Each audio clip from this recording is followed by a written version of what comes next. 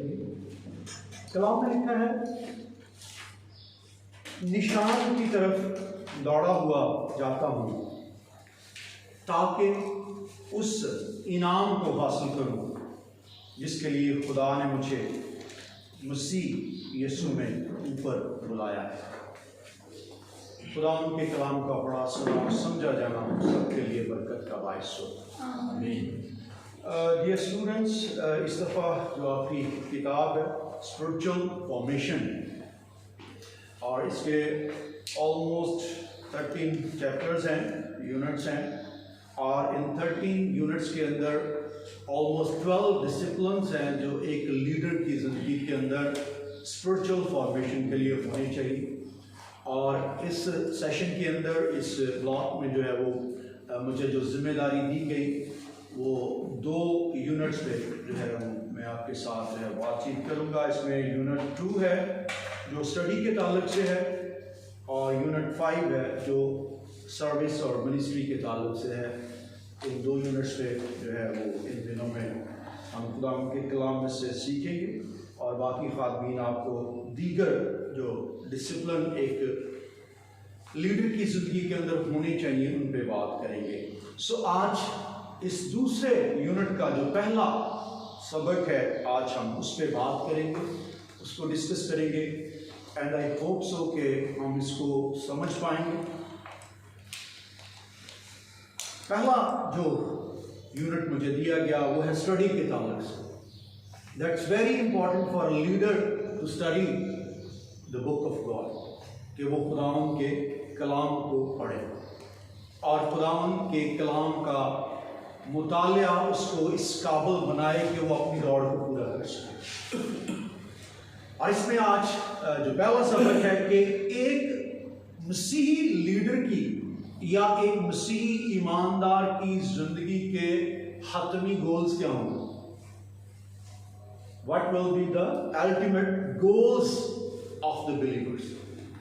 क्योंकि बहुत दफा हम बहुत सारे गोल्स अपनी जिंदगी के अंदर सेट करते हैं, अपने शायद वीकली गोल, हमारे मंथली गोल्स, एनुअल गोल्स, लेकिन बहुत सारे ऐसे गोल्स हैं जो खुदावंद के कलाम की तरजीह तो हैं, लेकिन हो सकता है कि ईमानदार के जिंदगी की तरजीह ना हो, और वो अहम गोल जो है वो एक ईमानदार मिस करे या अपनी जिंदगी में उस पर गौर भी ना करे। सो आज उन गोल्स की जिनका कलाम मुक़द्दस जो है उन पर जोर देता है, जिनकी बात करता है, हम उनकी तरफ देखेंगे। क्योंकि बाज़ औक़ात हम अपनी खिदमत के दौरान इतनी ज़्यादा तफसीलात में चले जाते हैं कि हमें फुर्सत नहीं मिलती उन एक्चुअल चीज़ों को, उन एक्चुअल बातों को देखने के लिए जो दर हकीकत यूँ समझ लीजिए कि ईमानदार की जिंदगी के पिलर्स हैं, ईमानदार की जिंदगी के सतून हैं, और जिनके बगैर ईमानदार का खड़ा रहना जो है। और हम जब इसको डिस्कस करेंगे, इस पे बात करेंगे, तो हम देखेंगे कि ऑलमोस्ट इनमें से बहुत सारे हम मिस कर रहे हैं, बहुत सारों पे हम बात ही नहीं कर रहे, और चर्चिस के अंदर इन पिलर्स का कोलैप्स हमें नजर आता है, ये मौजूद ही नहीं है। मिनिस्ट्री बहुत अच्छी है, एवेंजलिज्म बहुत अच्छा है, क्रूसेड बहुत सारे हो रहे हैं, मौजूदात भी समहाउ जो है वो चर्चिस के अंदर हो रहे हैं, बड़ी बड़ी जो है वो हमें चीज़ें नज़र आएंगी, लेकिन जो रियल गोल्स हैं वो नज़र नहीं आएंगे। उनका एक बड़ा फुकदान जो है वो हमें मिलेगा, और बहुत सारी गैर ज़रूरी चीज़ें हमारी मिनिस्ट्रीज़ के अंदर, हमारी खिदमत के अंदर, हमारी मसीही ज़िंदगी के अंदर जो है वो हमें नज़र आएंगी, जिनको हो सकता है कि हम ना भी करें, उनके बगैर हमारा गुजारा है। लेकिन ये वो बातें हैं जिनके बगैर हमारा गुजारा नहीं है। और इसमें पहला गोल या पहला मकसद जो है वो है कि एक ईमानदार खुदा से मोहब्बत करना सीखे, और खुदा की मोहब्बत में दूसरों से मोहब्बत करना सीखे। बहुत कुछ सीख भी जाए, बहुत सारी उसकी जो है वो बातों के अंदर डेवलपमेंट हो भी जाए, बहुत सारी इंफॉर्मेशन उसको आ जाए, बहुत सारे कलाम के पोर्शंस वो मेमोराइज भी कर ले, लेकिन अगर उसको खुदा से प्यार करने नहीं आया और खुदा की मोहब्बत में उसको दूसरों से मोहब्बत करने नहीं आई, तो जो राइटर है, और न सिर्फ ये राइटर बल्कि किताब मुक़द्दस भी कहती है कि उसकी जिंदगी के अंदर वो वहां तक नहीं पहुंच पाएगा जहां उसे पहुंचना है, या जो कुछ खुदावन चाहता है वो उसकी जिंदगी में कभी वकूफ़ पज़ीर नहीं होगा, क्योंकि उसने अपनी जिंदगी के अंदर इस गोल को जो है वो मिस किया। ईमान, उम्मीद, मोहब्बत तीनों दायनी है, लेकिन इनमें अफजल मोहब्बत। और चर्चिस के अंदर आज हम अपनी अगर हम एक निगाह दौड़ाएं तो हमें बिलीवर्स के अंदर मोहब्बत का एक बड़ा फुकदान नजर आता है। ना सिर्फ आम बिलीवर्स के अंदर, आम बिलीवर्स से मेरी मुराद जो है वो लोग जो चर्च के मेंबर्स हैं, लेकिन जो खास बिलीवर या क्लर्जी पीपल जो लीडर्स हैं उनके अंदर भी एक बड़ा फुकदान नजर आता है। और सब कुछ मिलेगा, तालीम भी मिलेगी, डिग्रियां भी मिलेंगी, चर्च भी मिलेगा, लेकिन मोहब्बत नहीं मिलेगी, मोहब्बत से फारिग है। लेकिन कलाम इस बात की जो है वो हमें तंबीह करता है, तकाजा करता है, डिमांड है कलाम की कि हमारे अंदर जो है वो खुदा की मोहब्बत और खुदा की मोहब्बत में दूसरों के साथ मोहब्बत हो। एक राइटर है रोबर्टा मॉन्डीज, इब्तदाई कलीसिया के आबाओ-अजदाद के तारुफ में ये अपनी किताब जो है वो उसका टाइटल जो है वो देती हैं, to love as God loves. और यहाँ से इब्तदाई कलीसिया में से चुके हैं तो हमें नजर आता है कि इब्तदाई कलीसिया के लोगों की, इब्तदाई लीडर्स की ये डिमांड थी कि हमें प्यार करना है, ऐसे ही प्यार करना है जैसे खुदावन ने हमारे साथ किया है। हम इसमें कुछ हवाला जात भी जो है वो पढ़ेंगे। यूहन्ना 15वां बाब उसकी 12वीं आयत, मेरा हुक्म यह है कि जैसे मैंने तुमसे मोहब्बत रखी तुम भी एक दूसरे से मोहब्बत रखो। That is commandment. ये कोई स्टेटमेंट नहीं है, ये कोई आम बात नहीं है, ये कोई तमसील नहीं कही गई, ये कमांडमेंट कि जैसे मैंने तुमसे मोहब्बत रखी है तुम भी एक दूसरे से मोहब्बत रखो। और ये यीशु मसीह के मुंह के अल्फाज, और इसी को फॉलो करते हुए फिर आगे डिसाइपल्स ने भी इस पे जोर दिया है। जैसे पौलुस रसूल रोमन्स 13 उसकी 8वीं आयत में कहते हैं, आपस की मोहब्बत के सिवा किसी चीज में किसी के कर्जदार ना रहो, क्योंकि जो दूसरे से मोहब्बत रखता है उसने शरीयत पर पूरा अमल किया। यानी शरीयत पर अगर पूरा अमल किसी बात से हो सकता है तो खुदा का बंदा पौलुस रसूल फरमाता है कि ये पॉसिबल है। किस चीज से? If we love each other, अगर हम मसीह की तरह की मोहब्बत करते हैं। और आज इस गोल को चर्चिस के अंदर, कलीसियाओं में, लीडर्स की जिंदगी में कितना सीरियस लिया जा रहा है इसको बताने की जरूरत नहीं। कितना संजीदगी से इस गोल को अचीव किया जा रहा है, क्योंकि चर्च के अंदर ही अभी दुआया मीटिंग है, अभी प्रेयर मीटिंग है, अभी जो है वो अशायर वानी की इबादत हुई है, और उस मीटिंग के फौरन बाद हमें ऐसी चीजें, ऐसी हरकत, ऐसी बातें नजर आएंगी जिसमें ये गोल मस्ख होता हुआ नजर आता है, इसकी धज्जियां उड़ती हुई नजर आती हैं।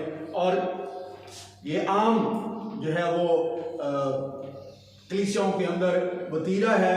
एक एक्ट हमें नजर आता है कि 2 लीडर अगर बैठे हैं तो तीसरा लीडर जो वहां पे मौजूद रही है तो उसका क्या हाल वो कर रहे हैं ये हम अच्छी तरह से जानते हैं, क्योंकि हर बंदा एक दूसरे से वजह या बिला वजह शिकवों से भरा हुआ, और मोहब्बत का एक बड़ा फुकदान जो है वो हमें नजर आता है। और खुदा ये चाहते हैं और खुदा का ये इरादा है कि हमारे किरदार इस तरह से जो है वो डेवलप हो, हमारे किरदार इस तरह से कलामे मुकद्दस के मुताबिक बन जाएं कि हम एक दूसरे से प्यार करना जो है वो सीखते हैं।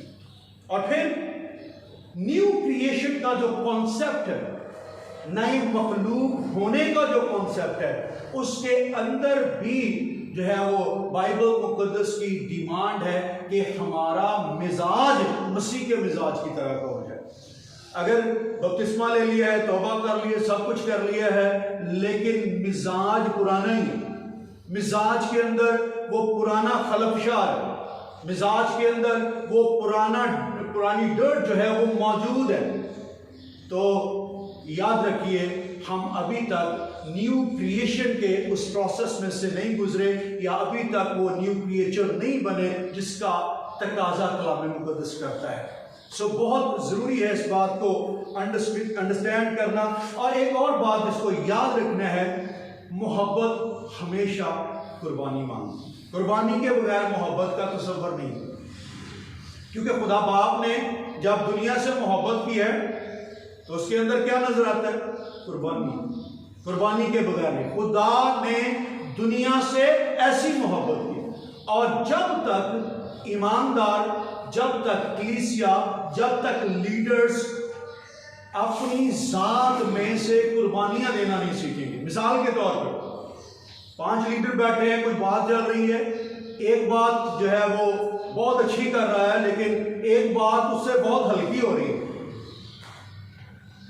अगर एक बंदा अपनी उस पोजीशन को छोड़ता है, नो प्रॉब्लम, जैसा तुम कहते हो हम वैसा कर लेते हैं, तो he is giving sacrifice for the sake of love, क्योंकि नो प्रॉब्लम हम तुम्हारी बात मान लेते हैं। लेकिन आज प्रॉब्लम यह है कि हम अपनी उन जो है वो उन ग्रुप्स के अंदर, उन चर्चेस के अंदर, उन कॉन्ग्रीगेशंस के अंदर अपनी बात मनवाना जो है वो ज्यादा हम समझते हैं। रिश्ते जहां जाते हैं जाएं, कलीसिया जहां जाती है जाए, लोग मिलते हैं नहीं मिलते, इससे कोई सरोकार नहीं। हमारे लिए अहम जो है वो ये है कि हमारी बात मानी जाए। वो किसी ने फेसबुक पे स्टेटमेंट दी थी कि लोग बहस जीतने के चक्कर में रिश्ते हार जाते हैं, और अगर रिश्ते हार जाएं तो उस बहस के जीतने का कोई फायदा नहीं। और लीडर्स बहुत दफा जो है वो बहुत सारे लोगों को हार जाते हैं सिर्फ बहस के चक्कर में। हमें मोहब्बत से लोगों को जीतने की जरूरत है, और खुदावन से, हाँ हो सकता है हम ठीक भी हों, हो सकता है हमारी बात जो है वो थियोलॉजिकल ठीक हो सकता है हमारी बातों के अंदर जो है वो कलाम मुकद्दस की बड़ी कुदरत पाई जाए, but we need to know how to operate, हमें काम करना कैसे, क्योंकि बहुत जरूरी है ना सिर्फ हमारे पास राइट थियोलॉजी हो, हमारे पास राइट एटीट्यूड भी, दुरुस्त रवैया भी हो, जिस दुरुस्त रवैये के वसीला से हमें उस मोहब्बत को जो मसीह यीशु के अंदर थी उनको लोगों तक लेते हैं, लोग उस मोहब्बत से जो है वो वाकिफ हों। वरना एवेंजलिज्म भी होती रहेगी, वरना और बहुत सारे काम जो है सो कॉल्ड जो हम अपने तौर पे कर रहे हैं, क्रूसेड भी होते रहेंगे, बड़े बड़े चर्च भी बनते रहेंगे, लेकिन वो सतून जो क्रिश्चियनिटी का बड़ा सतून है, एंड दैट इज लव, वो गिर जाएगा। बल्कि गिर नहीं जाएगा, गिरा पड़ा। आज इसको बनाने की जरूरत है, और आज उस मसबे को जो ढा दिया गया, जो इब्लीस ने तहस नहस कर दिया है, हमें उसको खड़ा करने की जरूरत है। और हमारी जिंदगी के अंदर बहुत सारे डिसिप्लिन जो हम बनाते हैं, बहुत सारे प्लान जो हम करते हैं, बहुत सारे टारगेट्स जो हम अचीव करना चाहते हैं, उसमें फर्स्ट एंड फॉरमोस्ट टारगेट ये रखिए, I need to love other, मुझे दूसरों से प्यार करना है। इससे पहले कि मैं ये जो है वो अपना बनाऊं कि मुझे दूसरे को तौबा करवानी है, मुझे किसी को बपतिस्मा देना है, मुझे ये गोल सेट करने की जरूरत है कि मुझे दूसरों से प्यार करना है। और जब तक हम मोहब्बत नहीं कर पाएंगे, हम मसीह का कैरेक्टर, मसीह का किरदार भी लोगों को दिखा नहीं पाएंगे, क्योंकि मसीह का किरदार आपकी मोहब्बत के रवैये से मैनिफेस्ट होगा। और अगर वो मैनिफेस्ट नहीं हो रहा, हम में से वो मोहब्बत नजर नहीं आ रही, तो फिर हमारी जिंदगी के अंदर हम बहुत सारे और दीगर रूहानी इंडिसिप्लिन्स का, बहुत सारे और प्रॉब्लम्स का शिकार होंगे। पहला गोल जिसको हमें अचीव करना है वो है हमें खुदा से और खुदा की मोहब्बत में लोगों से मोहब्बत करनी। सेकंड गोल जो हमें अचीव करना है वो है हमें खुदा के हम शक्ल होने को अपनी जिंदगी में साबित करना है। खुदा ने हमें किसके हम शक्ल बनाया? अपने हम शक्ल बनाया। और अगर हम इस बात को साबित नहीं करेंगे तो इब्लीस हमसे कभी नहीं डरेगा। प्लीज एक बात जो मैं चाहता हूं आप इसको तवज्जो देकर सुनिए। इब्लीस का झगड़ा किसके साथ था? इंसान के साथ। ठीक है, वो इंसान के खिलाफ क्यों हुआ? What is the reason? वजह क्या है? वजह यह थी कि उसको इंसान के अंदर खुदा नजर आ रहा था, क्योंकि इंसान को खुदा ने अपनी शिक्षा में बनाया है। और उसको जब उसने देखा कि पहले तो एक ही था, एक ही नहीं मान, खुदा ने दो और खुदा बनाते हैं, क्योंकि आदम और हवा जो है वो किसकी शबीह पे थे?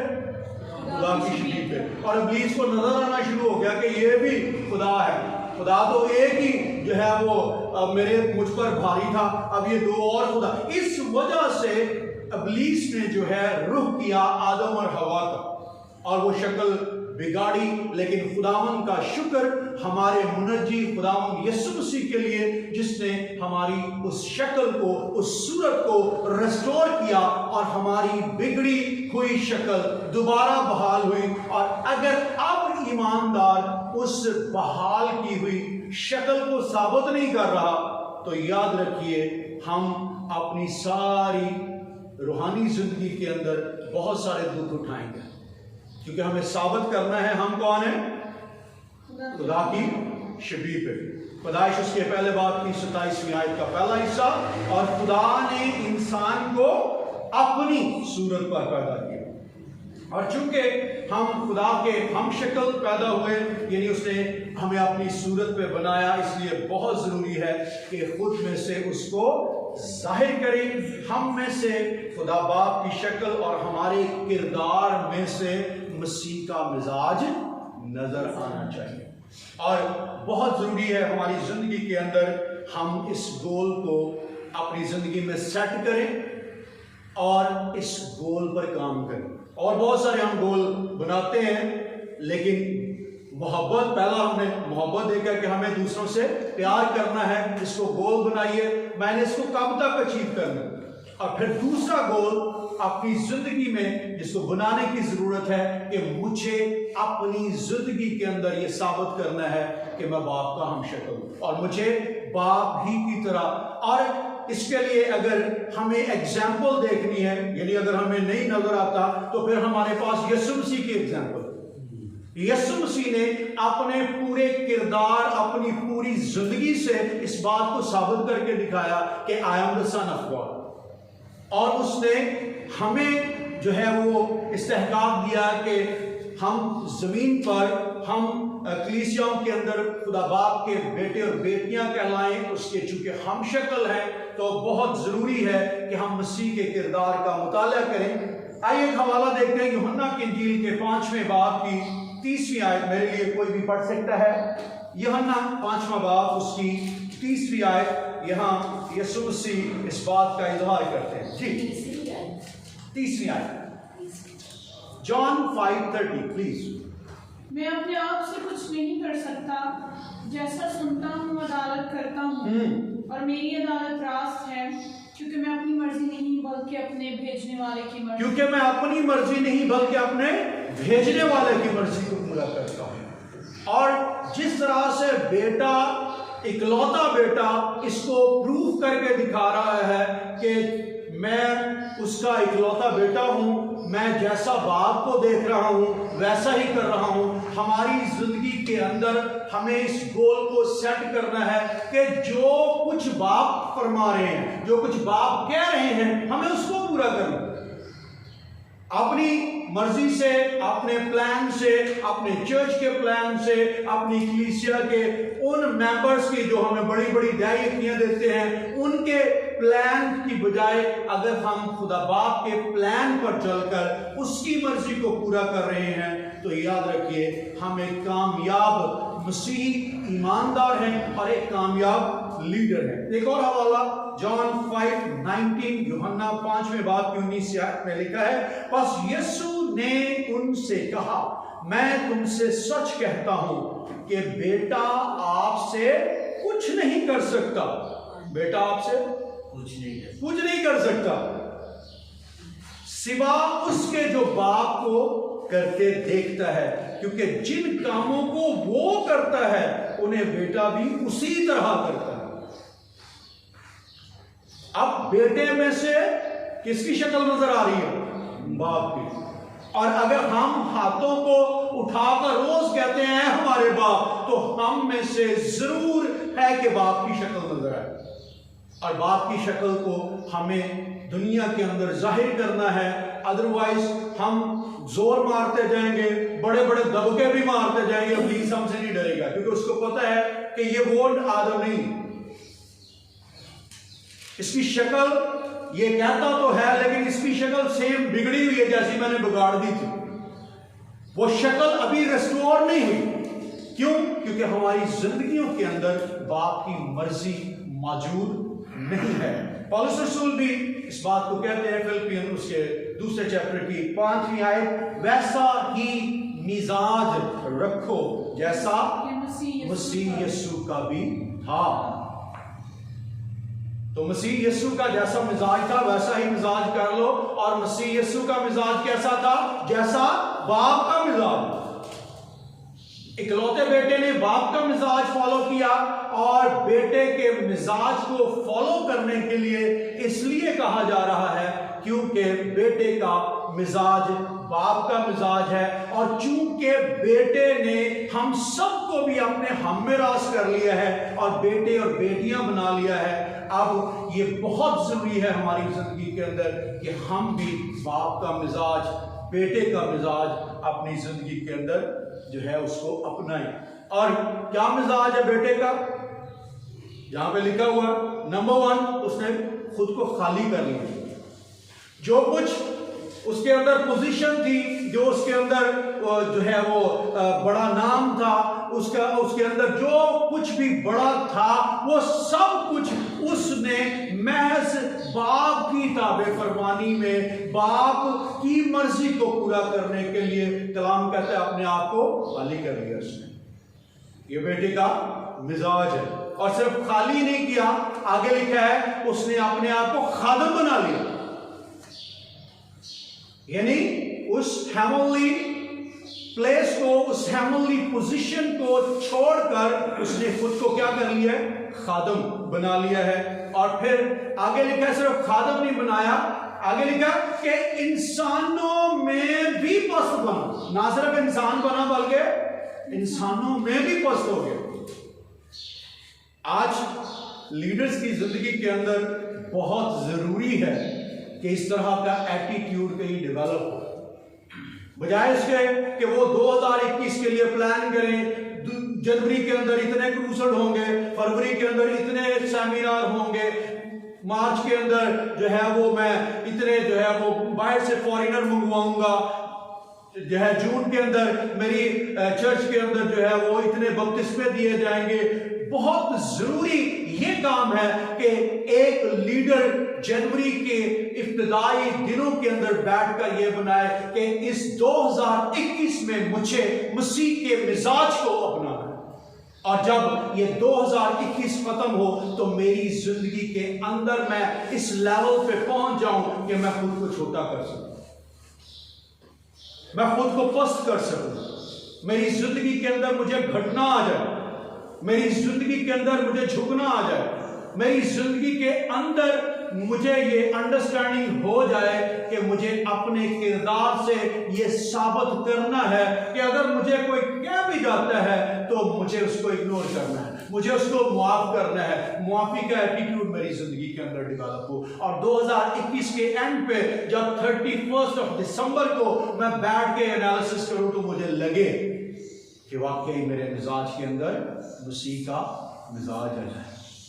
और फिर यही बात खत्म नहीं होती, आगे लिखा है कि सलीबी मौत तक फरमा बरदार। अब राइटर जो है वो सिर्फ मौत तक भी लिख सकता था, लेकिन साथ में जानबूझ के लगाया गया कि सलीबी मौत, यानी मौत भी है और मौत के साथ एक बड़ी शर्मिंदगी भी है।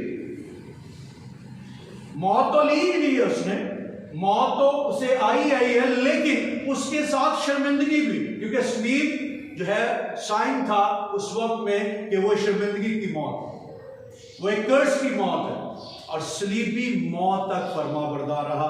That was the behaviour of Christ. ये हमारे मसीह का रवैया, ये हमारे मसीह का एटीट्यूड है। सो दूसरा प्लान जिसको हमने देखा, दूसरा प्लान जो एक ईमानदार को करना है वो क्या है? खुदा के हमशक्ल, हमें खुदा के हमशक्ल होने को साबित करना है कि हमारी जिंदगी के अंदर ये हो कि हमें खुदा जैसा, अगर हम खुदा को अपना बाप कहते हैं, रोज ऐ हमारे बाप जो है वो पढ़ते हैं, तो बहुत ज़रूरी है हमारी ज़िंदगी के अंदर ये बात हम प्रूफ भी करें कि हमारी शक्ल, हमारा मिजाज हमारे खुदा बाप और उसके इकलौते बेटे यीशु मसीह की तरह है। और हमारी काबिलियत के अंदर जो है, इसी के अंदर हमारी काबिलियत के अंदर खुदा की हिकमत ज़ाहिर, क्योंकि खुदा के हमशक्ल होने के लिए बहुत ज़रूरी है कि खुदा की हिकमत हमारे अंदर जो है वो नजर आए और हमारी अहलियत के अंदर रूहुल कुद्स की मुदाखलत नजर आए। जितनी भी एबिलिटी और कैपेबिलिटी है उसके अंदर हमें बाप की हिकमत और पात्रों की मुदाखलत जो है वो नजर आए, ताकि हमें पता हो कि हमें खुदा की मर्जी पूरी करनी है और हमारी शख्सी, खानदानी और कलीसियाई जिंदगियों के अंदर खुदा के साथ ताल्लुकात में जो है वो हम कलाम की गहराई के साथ जो है वो कनेक्टेड, और हमारे रिलेशन कलाम की डेप्थ के साथ, खुदा के साथ जो है वो डेवलप हो। सो ये दूसरा बड़ा गोल है जो राइटर हमें बताता है और कलाम भी जिसकी दावत देता है कि वैसा ही मिजाज रखो जैसा मसीह यीशु का है, क्योंकि मसीह यीशु का मिजाज बाप के मिजाज की तरह था, और हमें अपनी जिंदगी से इसको साबित करना है कि हमारी जो है वो शक्ल हमारे खुदा बाप की तरह है। थर्ड थिंग जिसको हमें अपनी जिंदगी का गोल बनाना है वो है मसीही रूहानी बलूगत, क्रिश्चियन स्पिरिचुअल मैच्योरिटी। बहुत जरूरी है हमारी जिंदगी के अंदर क्रिश्चियन स्पिरिचुअल मैच्योरिटी है। और जब मैं क्रिश्चियन स्पिरिचुअल मैच्योरिटी की बात करता हूं तो इसके अंदर बहुत सारी बातें। आइए चंद हवाला जात पहले हम देखते हैं, फिर इस पे हम आगे बढ़ेंगे। 1 Corinthians chapter 14 verse 20, पहला कुरिन्थियों उसका 14वां बाब और उसकी 20वीं आयत में लिखा है, ऐ भाइयों तुम समझ में बच्चे न बनो, बदी में तो बच्चे रहो मगर समझ में जवान बनो। That's a demand of the word of God. We need to be mature, हमें अंडरस्टैंडिंग में मैच्योर होना। और अगर हम अंडरस्टैंडिंग, और जब मैं अंडरस्टैंडिंग में मैच्योर होने की बात करता हूं तो प्लीज इस गलतफहमी को निकाल देना है कि हमारे पास बाइबल की इंफॉर्मेशन बहुत है,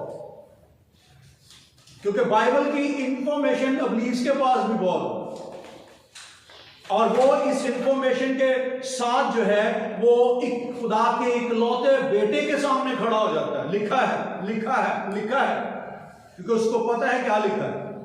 क्योंकि बहुत दफा हम इस बात को अपनी जिंदगी में समझ लेते हैं कि मेजोरिटी ये है कि अब मुझे बहुत सारे हवाले याद हो गए हैं, अब मुझे बहुत सारी आयतें याद हो गई हैं, मुझे ये पता चल गया है क्या न्याय अहदनामे में लिखा है, क्या पुराने अहदनामे में लिखा है। That is simply information. Majority किसी और चीज का नाम।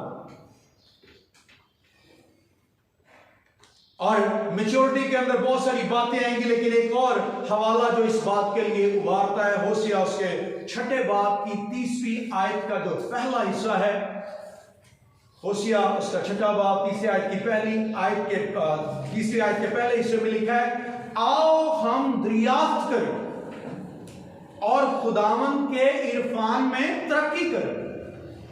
We need to grow in the knowledge of God and the understanding of God. हमें, और ये कलाम दावत देता है, कलाम इस बात की दावत देता है कि आओ हम उसके इरफान में क्या करें, तरक्की करें। और जब ये लफ्ज इस्तेमाल हुआ, इट मीन्स आओ हम खुदा के इरफान में मिच्योर हो जाए। उसकी इंफॉर्मेशन की बात नहीं, इंफॉर्मेशन के बाद उसकी अंडरस्टैंडिंग में, अंडरस्टैंडिंग के बाद उसकी मेडिटेशन में, और मेडिटेशन के बाद उसकी एप्लीकेशन में हम मिच्योर हो जाए और हमारी जिंदगी के अंदर जो है ये मिच्योरिटी नजर आए। एक और हवाला मैं चाहता हूं हम देखें, एफिशियंस चैप्टर 4 वर्स 13, इफिसियों उसके चौथे बाब की 13वीं आयत। जब तक हम सब के सब खुदा के बेटे के ईमान और उसकी पहचान में एक ना हो जाएं और कामल इंसान ना बने, यानी मसीह के पूरे कद के अंदाजे तक ना पहुंच जाए। डिमांड है कि हमें मसीह के कद के अंदाजे तक पहुंचना है। और यहां अगर आप इसके सियाक़ुस बात को इस हवाले के जानते हो तो जो पौलुस रसूल है, is talking about the 5-fold ministry, जो उसकी 11वीं आयत से शुरू होता है कि उसने बास को रसूल, बास को नबी, बास को मुबशर, बास को चरवाहे और उस्ताद बनाकर दे दिया। और क्यों दिया है? इसलिए दिया है ताकि मसीह का बदन तरक्की करे, खिदमत गुजारी का काम और मसीह का बदन तरक्की करे। और ईमानदार कहां पहुंच जाए? मसीह के कद के अंदाजे के मां। इसका मतलब है कि ईमानदार के लिए बहुत जरूरी है कि मसीह का, अब कितना होगा मसीह का कद?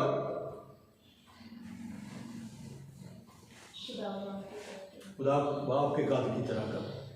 और चूंकि हम उसके हम शक्ल हैं, हमें उसका मिजाज अडॉप्ट करना है, तो कद भी वैसे ही डिमांड करेगा। और ये उस वक्त तक हमारी जिंदगी में नहीं आएगा जब तक हम स्पिरिचुअली मैच्योर नहीं होते। स्पिरिचुअली मैच्योर होने के बहुत सारे एस्पेक्ट्स हो सकते हैं, लेकिन उसमें 3-4 बातें। नंबर 1 बहुत जरूरी है कि हम करैक्टर के अंदर अपने किरदार में मैच्योर, इससे पहले कि हम दूसरों के किरदार को मैच्योर करने पे काम, क्योंकि हम अपने किरदार पे जो है वो मैच्योरिटी का काम जरा कम करते हैं, दूसरे के किरदार पे मैच्योरिटी का काम ज्यादा होता है। और जब मैं किरदार की बात करता हूं, इसमें ढेर सारी बातें आती हैं।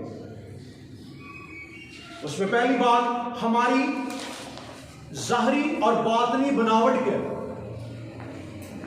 हमारी ज़ाहरी और बातनी बनावट क्या है।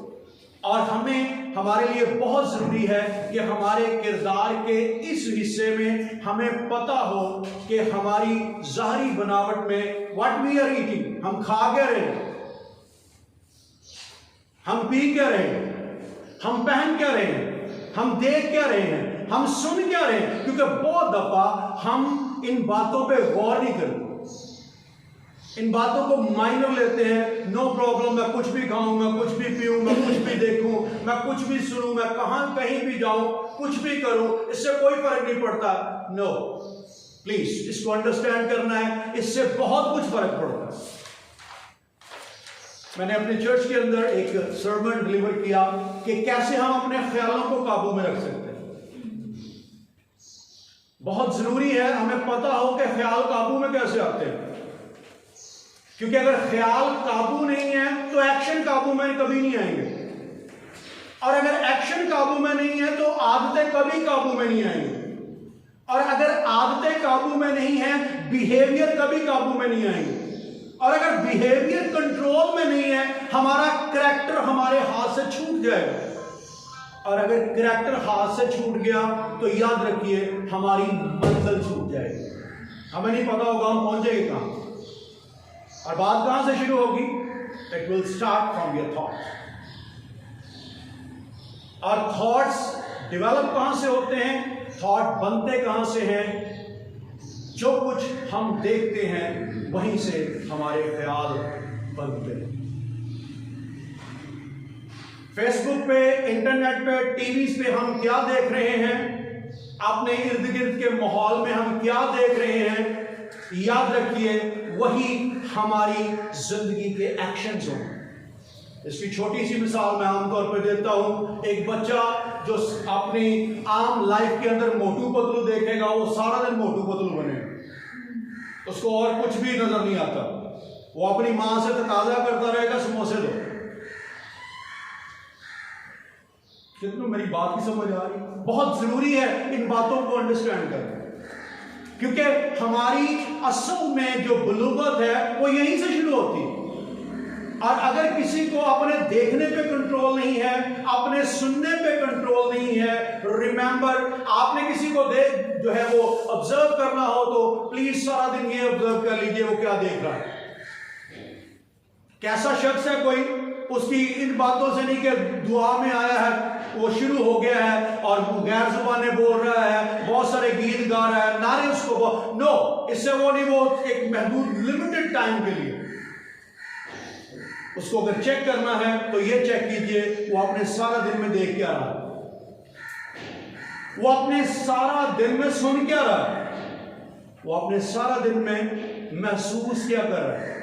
क्योंकि बहुत सारे लोगों की जो महसूस करने की हिस्स है वो इतनी नेगेटिव है, उसके लिए वो अच्छी बात भी करेगा, उसमें से उसको मजाक नजर आएगा, उसमें से उसको कीड़े नजर आएंगे, उसमें से उसकी जुबान से शिकवे शुरू हो जाएंगे। इन्हें मेरे कोट की तारीफ की है, जरूर कोई गलबात है, इन्हें मेरी टाई की तारीफ की है, कोई ना कोई जरूर मतलब है, चाहे वो बात ऐसे ही हो। क्योंकि हमारी जिंदगी के अंदर अनफॉर्चुनेटली हमें इतना ज्यादा इस सोसाइटी ने हमारे सुनने में, हमारे देखने, और आप फेसबुक पे इसको बड़ी आसानी से ऑब्जर्व कर सकते हैं। आप देख लीजिए, आपको बड़े बड़े खातमीन नजर आएंगे, उनकी फेसबुक से डिबेट ही नजर नहीं जाता, गायब नहीं होती। इस बात पे बहस कर रहे हैं, उस बात पे बहस कर रहे हैं, बहस ही बहस नजर आएगी। दिल करे इबादत दा, दुआ दा प्रोग्राम, उसी के अंदर जो है वो डिबेट शुरू हो जाएगी। वजह क्या है? क्योंकि हम दूसरों के बारे में जो है वो इतने ज्यादा पोल्यूटेड हो चुके हैं, इतने ज्यादा आलूदा हो चुके हैं कि हमें उनके अंदर अच्छी बात नजर ही नहीं आती। और ये तब तक नहीं होगा जब तक हमारा देखना, हमारा सुनना, हमारा महसूस करना पॉजिटिव नहीं होगा। और हमें पॉजिटिविटी की तरफ जाने की जरूरत है ताकि हमारी जिंदगी के अंदर स्पिरिचुअल मैच्योरिटी आए, रूहानी बलूगत जो है वो काम करे। और फिर हमारे किरदार के अंदर हमारी पहचान क्या है, सोसाइटी के अंदर हमारी पहचान क्या है। दिल करे साड़ी घर दे विच पहचान ही खराब हो, अब्बा ही कहता हो उन्हें तो पादरी गिरजे भी जाता, सारा कुछ करता है, पर जबान कैंची मूँह चलती है, घर च ना साडा कैंची रखिया हो।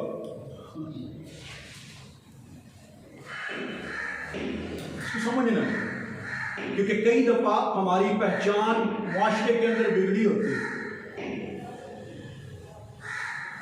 इसलिए हमारी पहचान मसीह का मिजाज उसमें से नजर आना चाहिए कि वाकई अगर ये गिरजे जा रहा है तो इसके गिरजे जाने के बाद इसकी जिंदगी में एक मुस्बत तब्दीली मौजूद है। घर का वो भी बंदा गवाही देवे जिहड़ा मसीह को कबूल करने लिए तैयार है, वो भी आपको एक्सेप्ट करेंगे कि यार कुछ चेंज तो है।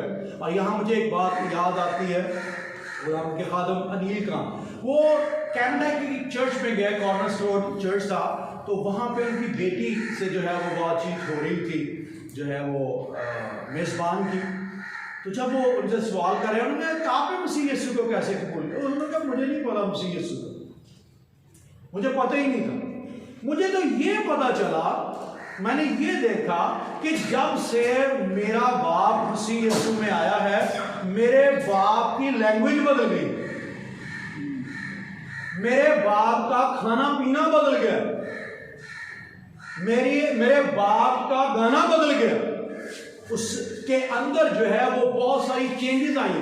अब मेरे घर के अंदर जो है वो जिस तरह से पहले लड़ाई होती थी मम्मी पापा की, वो नहीं हो रही। तो मुझे इस बात ने मुतासर की। मैं इस बात से जो है वो मुझे पता चला कि नहीं, मसीह कोई अच्छा आदमी है। मसीह वाकया ही एक ऐसी शख्सियत है जो खाना पीना, बोलना, उठना, बैठना बदल देती है। और अगर मसीह ने ये कुछ नहीं बदला तो याद रखिए मैच्योरिटी नाम की कोई चीज नहीं, हमारी पहचान को वो बदल देती।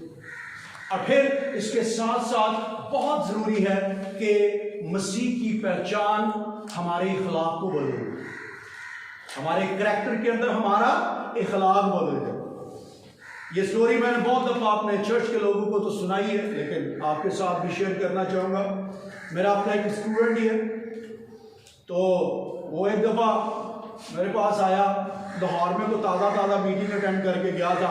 उसने कहा कि उस्ताद जी मैं अपना डिसिप्लिन बना लिया और मैं भी बड़े खादमा हूँ, लोगों को टाइम दे के मिलया करांगा, उंज नहीं मिलना। तो वो अपना वाक़या सुना रहा था। मैं गया था उधर, मैंने सीख लिया कि जो डिसिप्लिन होना चाहिए, टाइम टेबल होना चाहिए, जो खुदा का है वो मैं खुदा को टाइम देना है, लोगों को देना। That's wonderful. बहुत सारी अच्छी चीज़ें उसने सीखी। और साथ में, और यकीन जानिए कि जून के दिनों की बात मैं बता रहा हूँ, वो बता रहे कि कल मेरे पास इसी तरह से जो है एक मेहमान लाहौर से ही आ गया। तो मैं तो उस वक्त में बाइबल स्टडी कर रहा था, तो मैंने घर वालों का को उसको बाहर ही कहा था कि पाल साहब का दिया। अखलाकियात डेवलप हुई। इस तरह का अखलाक नहीं जो हमारी जिंदगी के अंदर मसीह का मिजाज जो है बर्बाद कर दे।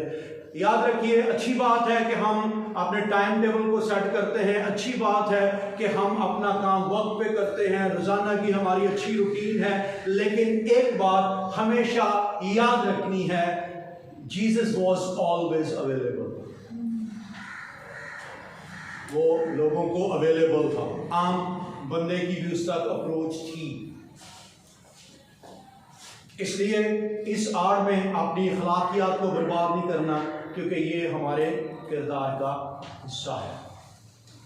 और फिर इस स्पिरिचुअल जो क्रिश्चियन स्पिरिचुअल मैच्योरिटी है, इसके अंदर एक और चीज जो सीखनी है, व्हाट इज आवर एबिलिटी, हमारी काबिलियत क्या है। Because we have given the ability, हमें काबिलियत दी गई, हमें नेमतें दी गई, जिनका जिक्र पौलुस रसूल कहता है कि हर किसी को रूह ने जो है वो तौफीक से कुछ ना कुछ दिया है। कुछ नासे हैं, वो नसीहत करते हैं, कुछ मुअल्लम हैं, वो तालीम देते हैं, कुछ ना कुछ दिया है। And we need to check our ability, हमारे पास है क्या, हमारे पास एबिलिटी क्या है। हो सकता है कोई अच्छा बोल लेता हो सकता है कोई अच्छा गा लेता हो सकता है कोई अच्छा कोई पेंटिंग कर लेता हो, but how we are using all these talents for the glory of God, खुदा की जलाल के लिए ये किस तरह से इस्तेमाल हो रहे। पहले नंबर पे तो इन एबिलिटीज को पहचानने की जरूरत है कि ये एबिलिटीज जो मेरी जिंदगी में खुदा ने रखी हैं, ये टैलेंट्स जो, ये तोड़े जो मुझे दिए गए हैं, ये मेरी जिंदगी में कौन कौन से हैं और मुझे कैसे इनको चमकाना है। वो नेमत जो मेरे हाथ रखने से तुझे मिली है, उसको क्या कर दे, चमका दे, उन तोड़ों को चमका दे, चमकाना है। कई दफा हमारी जिंदगी के अंदर कुछ तोड़े होते हैं, लेकिन वो तोड़े उनके अंदर चमक नहीं आती, वो मोस्टली मेरी जूती की तरह गर्दलूदी होते हैं, उनके ऊपर डस्ट पड़ी होती है। नो, प्लीज इनको चमकाना है। और फिर दूसरे नंबर पे जो तोड़े हमारे पास नहीं हैं, उनको इस्तेमाल करने की कोशिश नहीं करनी, क्योंकि कई दफा कोई एबिलिटी, बहुत सारी एबिलिटीज नहीं है। मिसाल के तौर पे किसी में गाने की एबिलिटी नहीं है, तो जिद कर बैठे पादरी साहब ने कि पहले 5 गीत मैं ही गाने की कन्वेंशन पे, उसको परहेज करने की जरूरत है। क्यों? क्योंकि उसके पास गाने की एबिलिटी नहीं, खुदा ने वो उसको नहीं हो, क्योंकि ये नहीं हो सकता कि किसी के पास कोई एबिलिटी भी ना हो। अपनी एबिलिटी को पहचानना है, अपनी काबिलियत को पहचानने की जरूरत है और फिर उस काबिलियत को पहचान कर जो है प्रॉपर इस्तेमाल करने की जरूरत है। अगर हम उसको पहचानते नहीं है या प्रॉपर इस्तेमाल नहीं करते तो कलाम मुक़द्दस के अंदर यीशु मसीह ने कुछ तमासील बताई हैं कि वो आपको अगर तोड़े देता है तो तोड़ों का हिसाब भी लेता है। ऐसा नहीं है कि किसी को तोड़ा दिया है और बाद में हिसाब ना ले। वो अच्छा बोलने वाला है तो उसको अच्छा बोलने के लिए जो है वो जवाबदेह भी होना है कि भाई जी तेनों अच्छा बोलने की तौफीक दी सी, तुझे वो काबिलियत दी है, तुम्हें वो जो है दिया गया था, तोड़ा, उसका किया क्या तूने, क्या इस्तेमाल किया, कितने और कमाए हैं उससे, क्योंकि बेकार नहीं दिए गए। वो खुदावंद का एक पर्पस है हमें उन तोड़ों को देने का। और स्पिरिचुअल मैच्योरिटी के अंदर जो है बहुत जरूरी है हम अपनी एबिलिटी पर काम करें और फिर एबिलिटी के साथ साथ अपनी कैपेबिलिटी पे काम करें। और इसमें थोड़ा सा स्लाइड सा फर्क है, इसको अंडरस्टैंड करना है, क्योंकि कई दफा कुछ लोगों की जिंदगी में एबिलिटी तो होती है लेकिन उस एबिलिटी को जब उसको करने के कैपेबल नहीं होते, अवेलेबल नहीं होते तो फिर भी प्रॉब्लम होते हैं। या बहुत दफा जब वो गलत डिसीजंस ले जाते हैं।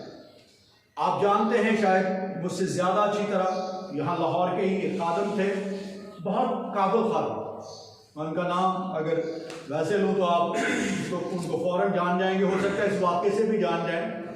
वो इतने काबिल थे, एक वाक्य भाई रहमत जो है कराची वाले वो बताते हैं कि एक दफा हम एक फौतगी पे चले गए और फौतगी पे कब्रिस्तान में उनको कलाम सुनाने का मौका दे दिया कि जी आपने थोड़ा सा कलाम शेयर करना है।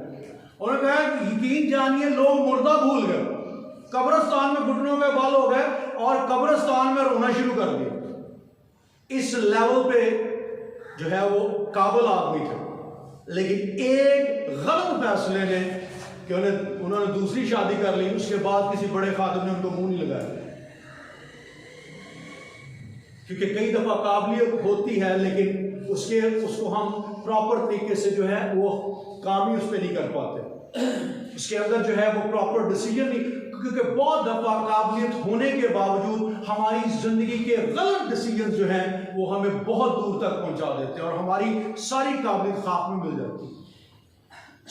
हमें अपने कैरेक्टर के अंदर, जिस तरह मैंने बताया कि हमारी एक नंबर 1 पहचान जो है वो क्या है, फिर हमारी काबिलियत वो क्या है, किस तरह से हम उसको इस्तेमाल कर रहे हैं, फिर हम अपनी जो हमारी जिंदगी के अंदर हमारी अखलाकियात है उस पर कैसे काम कर रहे हैं, उसको देखने की जरूरत है। और फिर एबिलिटी में हमें पहचानना है क्या एबिलिटी है। और एक एबिलिटी के अंदर एक खास बात जिसको मैं भूल गया, बहुत दफा हम अपनी एबिलिटी को गलत जगह पे इस्तेमाल करते हैं। एबिलिटी है उसको गलत जगह, मिसाल के तौर पर मेरे पास अगर किसी चीज की एबिलिटी है तो मैं चैलेंज लियाकत साहब उन्हें करना शुरू कर देना, उनके अंदर कीड़े निकालने शुरू कर देना कि मैं काबिल बहुत ज्यादा हो गया। नो प्लीज, अगर आपके पास एबिलिटी है please use it among the people those are under your authority.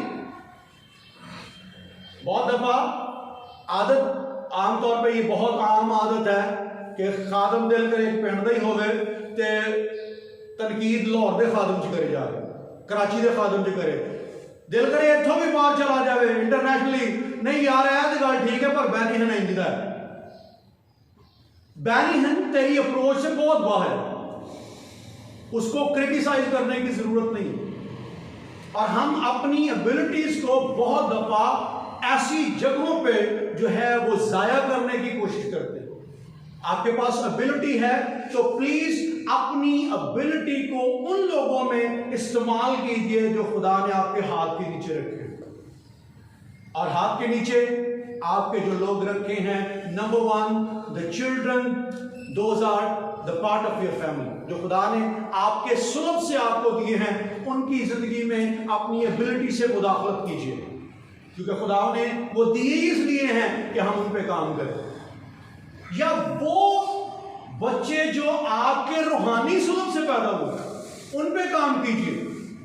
वो स्टूडेंट्स, रूहानी स्टूडेंट्स जो आपको दिए हैं, अपने सीनियर पास्टर को क्रिटिसाइज करने की जरूरत नहीं, अपने सीनियर पादरी में कीड़े निकालने की जरूरत नहीं है, क्योंकि सीनियर पादरी, अगर आपका पादरी सीनियर है, अगर उसके अंदर उसकी एज की वजह से, उसके इल्म की वजह से, उसके हल्के हबाब की वजह से, उसके गिरदो नवा की तमाम एटमॉस्फेयर की वजह से उसके साथ सीनियर लग गया है, तो उसके ऊपर एक सीनियर बैठा हुआ है, वो उसका जवाब लेगा।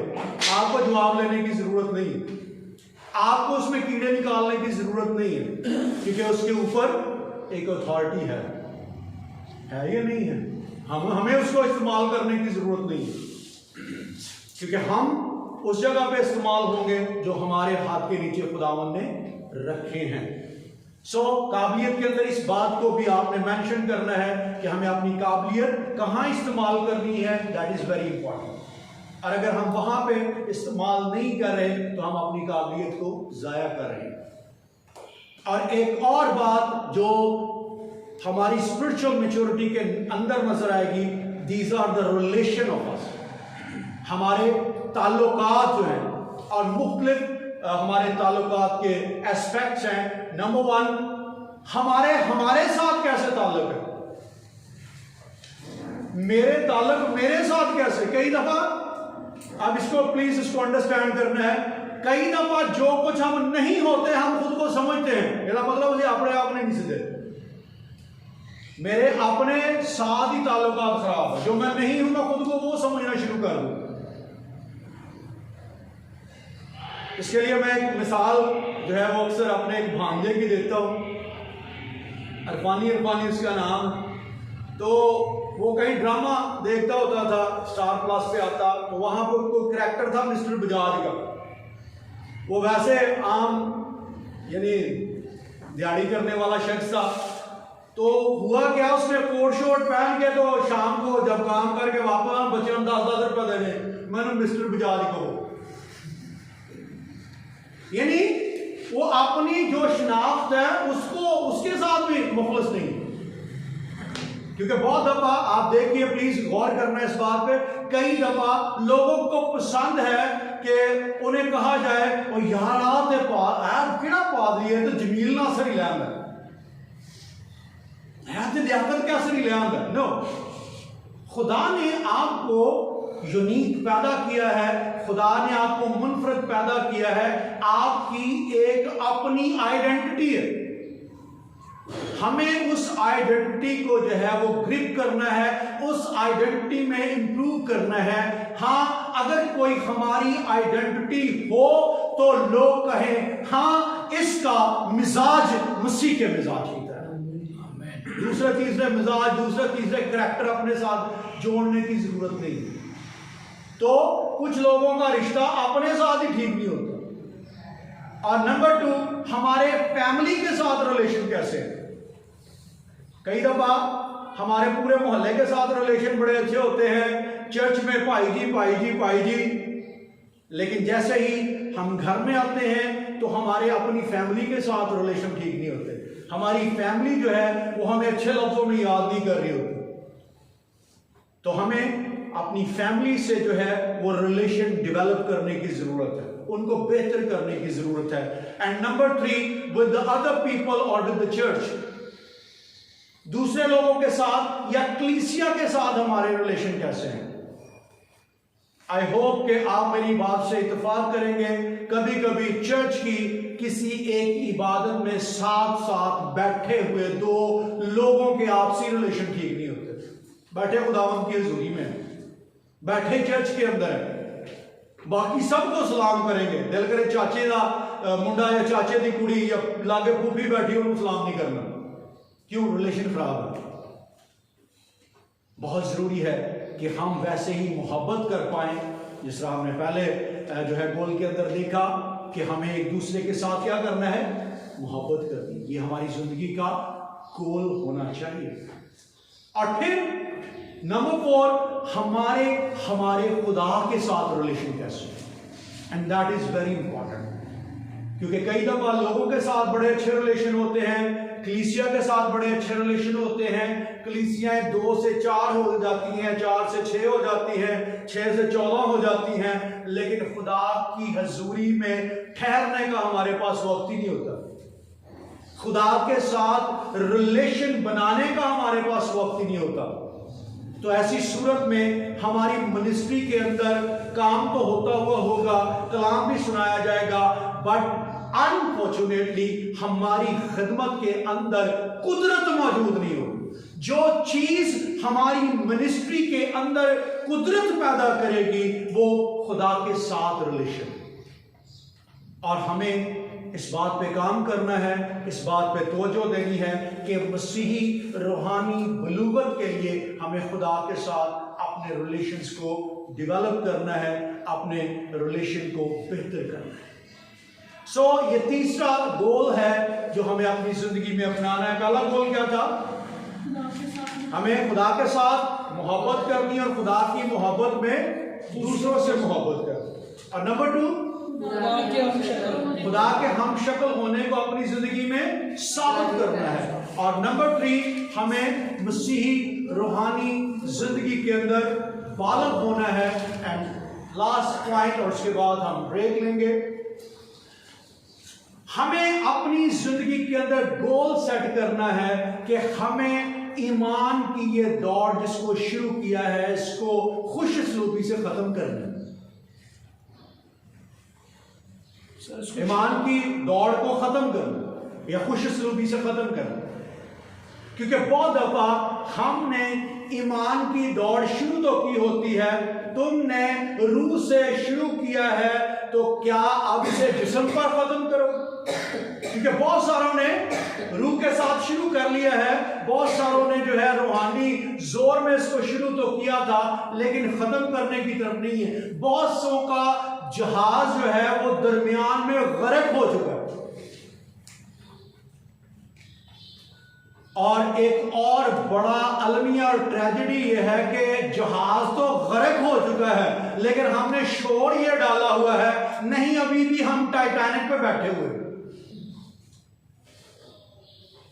क्योंकि उन्होंने शुरू किया था रूहानी तौर पर, लेकिन रूहानी तौर पे शुरू करके जिस्म में दाखिल हो गए। अब सारे काम जिस्मानी हो रहे हैं, तो जब जिस्मानी हो रहे हैं तो ईमान का जहाज गर्क हो चुका है, लेकिन वो मानने के लिए तैयार नहीं है कि उनका ईमान का जहाज जो है वो गर्क हो चुका है।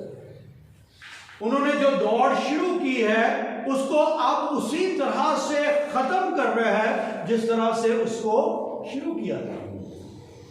आइए एक दो हवाला जाना चाहूंगा कि हम पढ़े 2 तिमोथी चैप्टर 4 वर्स 7, 2 तिमोथियुस उसका 4 बाब और उसकी 7वीं आयत। कलाम में लिखा है, मैं अच्छी कुश्ती लड़ चुका, मैंने दौड़ को खत्म कर लिया, मैंने ईमान को महफूज किया। That's a big statement of big man of God, the Paul। उसने कहा कि मैंने लड़ ली और हमें पूरी लड़नी, दरमियान में छोड़ के नहीं भागना। प्लान कीजिए, ये गोल बनाइए अपनी जिंदगी के अंदर कि जो दौड़ मैंने शुरू की है, जिस दौड़ का मैं आगाज कर चुका हूं, अब मुझे इसको खत्म करना और वैसे ही खत्म करना जैसे शुरू किए। ये नहीं कि दरमियान में मैं टहल रहा हूं, दरमियान में मैं लगड़ा रहा हूं, न, इसको वैसे ही रूहानी तौर पे जो है वो खत्म करें। एक और हवाला देख लीजिए, यहां यीशु मसीह जब कहते हैं तमाम हुआ, यूहन्ना 19:30 के अंदर, बस जब यीशु ने वो सिरका पिया तो कहा कि तमाम हुआ और सर झुकाकर इट इज फिनिश्ड। उसने वो प्लान जो लेके आया था, वो काम जो लेके आया था, इब्ने आदम खोए हुओं को ढूंढने और तुम उसका नाम यीशु रखना, क्योंकि वो अपने लोगों को उनके गुनाहों से निजात देगा। वो साल्वेशन का, वो निजात का प्लान लेके आया है और उसने उसको पूरा किया और पूरा करने के बाद ऐलान किया कि इट इज फिनिश्ड। उसको पूरा किया, उसको खत्म किया है। हमें भी इस दौड़ को उसी खुशसलूबी से जो है वो खत्म करना है जिस तरह से पौलुस रसूल कह रहे हैं, जिस तरह यीशु मसीह ने फरमाया, इट इज फिनिश्ड। अब फिर एक और हवाला हम देखेंगे 1 Corinthians chapter 9 verse 24, पहला कुरिन्थी। और यहाँ पे पौलुस रसूल जो है वो कुरिन्थस की कलीसिया को उभारते हुए आज हमसे हम कलाम हो रहे हैं। क्या तुम नहीं जानते कि दौड़ में दौड़ने वाले दौड़ते तो सब ही हैं, मगर इनाम एक ही ले जाता है। तुम भी ऐसे दौड़ो ताकि जीतो। क्योंकि बहुत दफा हम दौड़ते तो हैं लेकिन जीतने के लिए नहीं दौड़ते। दौड़े क्यों? क्योंकि परली गली में एक चर्च बने, चलो असी भी रेस लाइए। क्यों दौड़े हैं? क्योंकि हमें पता चला है कि वो परले महल जड़ा गिरजा खुला सी ना, उस गिरजे के डॉलरों की बारिश होने लग गई। हमें भी एक नया गिरजा खोलने की जरूरत है। इसलिए नहीं दौड़ना, दौड़ना इसलिए है कि हमें जीतना है। क्योंकि इनाम जीतने वाले के लिए है, सेहरा जीतने वाले के लिए है। अगर कोई जीत नहीं रहा, अगर कोई दौड़ नहीं रहा और दौड़ इस तरह नहीं रहा कि उसका टारगेट ये है कि I am going to win, वो कभी भी रिवॉर्ड तक नहीं पहुंचेगा, क्राउन तक नहीं पहुंचेगा, वो सेहरे तक नहीं पहुंचेगा। और अगर वो सेहरे तक नहीं पहुंचेगा उसके दौड़ने का कोई फायदा नहीं। इतने दिल करे 60 साल दौड़िया हो, इस उम्मीद के इथों निकल जाएगा कि यीशु मैं आ रहा हूं, मैं अपनी रूह तेरे हाथों में सौंपता हूं, जब डांगा ला खलोते हो ताज नहीं बजाए, फिर प्रॉब्लम होगा। क्यों? क्योंकि दौड़ा उस तरह नहीं है जिस तरह से क्राउन मिल सके। क्राउन के लिए दौड़ना है। हमें गोल सेट करना है अपनी जिंदगी के अंदर कि हाँ मैं दौड़ूंगा, मैं रूहानी तौर पे जिस तरह से शुरू किया है मैं उसी तरह से रूहानी तौर पे ही चलूंगा। और जिस्म जो है इन तमाम तर बातों के अंदर जो है वो गैर जरूरी मुदाखलत, जो जरूरी चीजें वो तो करनी है, लेकिन गैर जरूरी कोई मुदाखलत जो है वो नहीं होगी। और मैं रूहानी दौड़ते दौड़ते इसको पूरी तरह से जो है वो खत्म करूंगा और इनाम को मैं रिसीव कर पाऊंगा। और अगर हम इस ईमान से, इस उम्मीद से, इस नीयत और इरादे से दौड़ते हैं तो याद रखिए बेशक इनाम हमारा मुंतजर है। खुदा ने वो ताज जो हमारे लिए तैयार किया हुआ है वो हमारे सरों पर रखा जाएगा और मुबारक वो है जो इस ताज को रिसीव करेगा। प्लीज इसको अंडरस्टैंड करना है। हमें अपनी जिंदगी के अंदर प्लान्स को बदलना है, अपने गोल्स को बदलना है। हमें नए गोल्स सेट करने की जरूरत है। और अगर हम ये नए गोल्स सेट नहीं करते, क्योंकि ये वो गोल्स हैं जो यीशु मसीह का इंटरेस्ट है, ये वो गोल्स हैं जो किताब मुकद्दस की दिलचस्पी हैं, ये वो गोल हैं जो खुदा बाप ने अपने कलाम में हमारे लिए दिए। आमीन। आइए हम चंद लम्हों के लिए अपने कदमों पे खड़े हों और कलाम की इन बातों पे कुछ देर के लिए गौर करें, क्योंकि बहुत ज़रूरी है हमारी ज़िंदगी में हम इन बातों को रिसीव करें। याद रखिए कलाम का कोई भी हिस्सा जो किसी भी जगह पे पढ़ा, सुना या समझा जाता है, जरूरी है हम अपनी जिंदगी के अंदर उस कलाम के पोर्शन के लिए अपनी जिंदगी में डिसीजन लें। आइए कुछ देर के लिए अपने लबों को खोलिए, कुछ देर के लिए खुदावंद से बातें कीजिए और इस सारे कलाम के लिए खुदावंद की शुक्र करें।